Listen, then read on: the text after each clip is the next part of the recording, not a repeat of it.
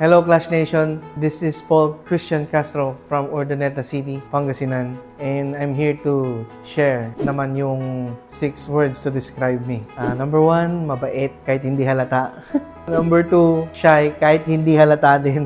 Number 3, mapagmahal. Sa mga nakakilala sa akin, ayan, halata naman nila. Pero yung mga hindi mo mahalata kasi yung gesture siguro. Number 4, open-minded.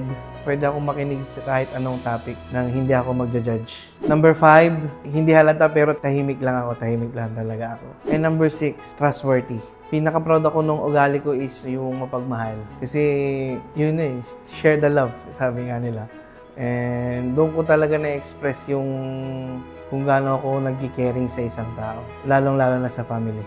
Again, this is Paul Christian Castro at handang-handa na akong ipaglaban ang aking pangarap sa The Clash 2024.